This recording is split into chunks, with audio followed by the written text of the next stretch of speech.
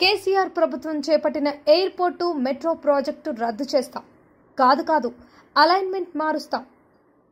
BHEL నుంచి ఎయిర్పోర్టుకు అంటూ metro plan పై CM Revanth Reddy చేస్తున్న వ్యాఖ్యలు ప్రజలను గందరగోళానికి గురిచేస్తున్నాయి.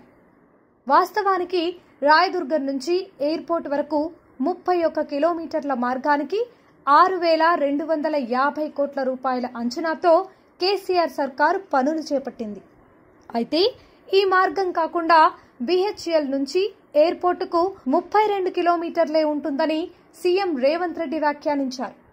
కాకపోతే ఈ మార్గంలో దూరం రేవంత్ రెడ్డి చెప్పినట్టు 32 కిలోమీటర్లు కాకుండా 40 కిలోమీటర్ల పైనే వస్తుంది.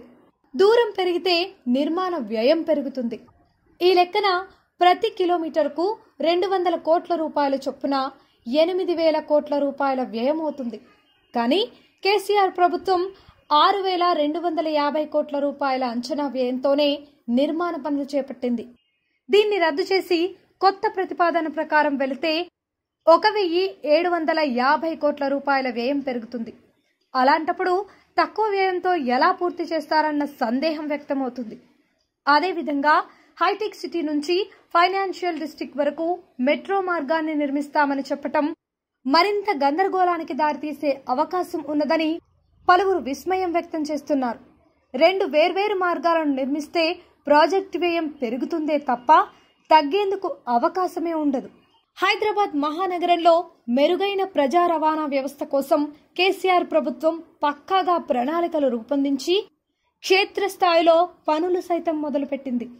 2050 లక్ష్యంగా నగరం నలుమూలలా 415 కిలోమీటర్ల దూరంతో మెట్రో మార్గాలు అందుబాటులోకి తీసుకొచ్చేలా ప్లాన్ రెడీ చేసింది. వివిధ దశల్లో వాటిని చేపట్టాలని స్పష్టమైన రూట్ మ్యాప్ను సిద్ధం చేసింది. ఇప్పటికే మొదటి దశ 69 కిలోమీటర్ల మార్గంలో రాకపోకలు సాగుతున్నాయి. రెండో దశలో 31 కిలోమీటర్ల మేర రాయదుర్గం ఎయిర్పోర్టు మార్గం, 26 కిలోమీటర్ల BHEL లక్డీకాపూల్ మార్గం, 5 కిలోమీటర్ల నాగోల్ ఎల్బీ నగర్ మార్గాలు ఉన్నాయి. ఇందులో ఎయిర్పోర్టు మెట్రో నిర్మాణ పనులు క్షేత్రస్థాయిలో ప్రారంభమయ్యాయి. గత ప్రభుత్వం టెండర్లను సైతం పిలిచింది. మూడో దశలో 278 కిలోమీటర్ల మేర హైదరాబాద్ నలుమూలలా మెట్రోను విస్తరించేందుకు ప్రణాళికలు రూపొందించి అధ్యయనం చేసి DPRలు రూపొందించేందుకు కన్సల్టెన్సీలను సైతం నియమించింది.